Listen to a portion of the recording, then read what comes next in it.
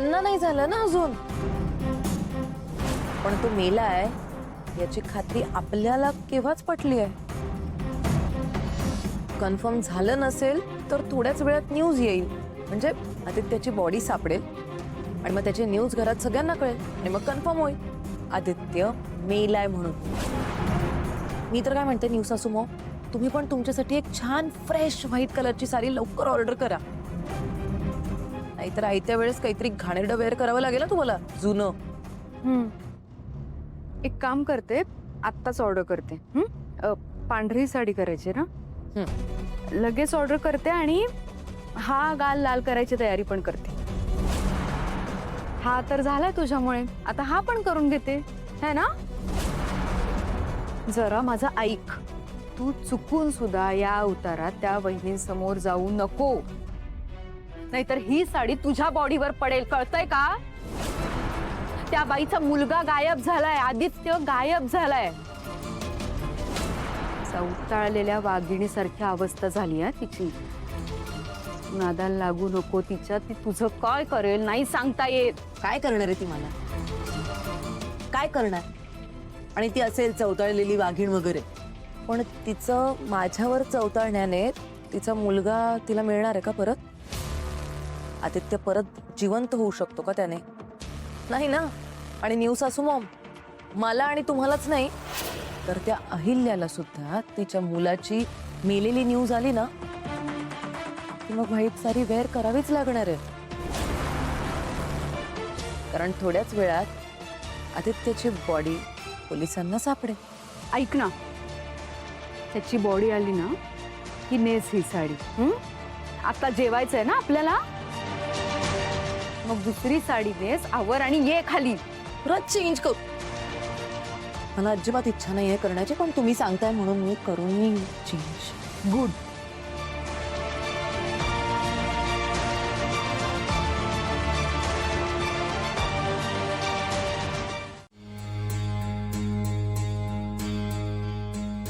अरे काय जेवत का नाही तुम्ही सगळे.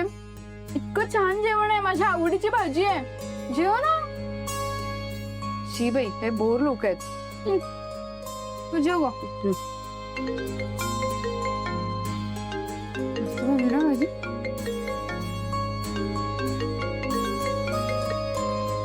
हॅलो, नमस्कार मॅडम, काही बॉडी सापडल्यात आणि त्या बॉडीजवळ काही पाकिटे पण सापडल्यात. त्या एका पाकिटामध्ये तुमचा आणि आदित्य सरांचा फोटो पण आहे.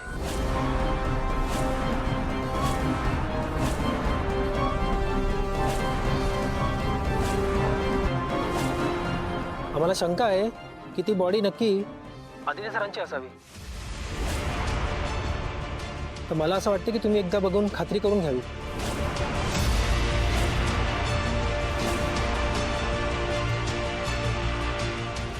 आई, म्हणजे आपल्याला दादाची बॉडी बघायला जावं लागणार आहे. आई, काय चाललंय सगळं. आई, प्रीतम शांत हो.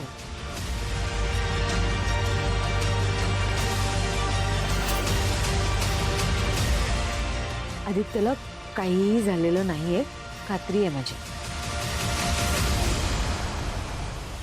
आणि माझं मन मला सांगतंय की तो ठीक असणार आहे.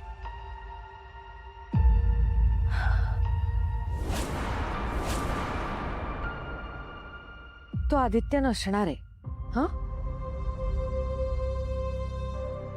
तुम्हाला जायचं असेल तर तुम्ही दोघं जाऊ शकता, पण मी काही येणार नाहीये तिकडे ते आयडेंटिफिकेशन वगैरे करायला.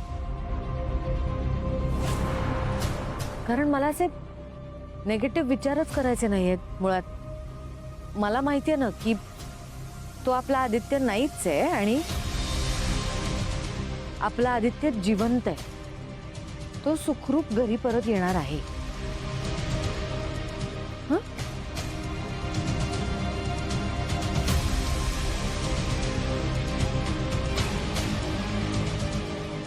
एक सासू मॉम, तुम्ही कोणी जा किंवा नका जाऊ, पण पारूने मात्र तिच्या नवऱ्याची बॉडी बघायला जायलाच पाहिजे.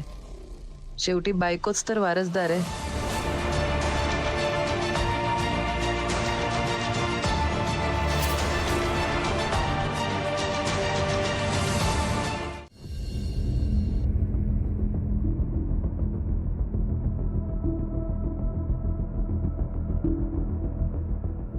बॉडीचा चेहरा फार विचित्रपणे जळलेला आहे, त्याच्यामुळे ओळखणे थोडं कठीण आहे. मात्र कुठल्या खुणांवरून तुम्हाला ओळखता येत असेल तर सांगा.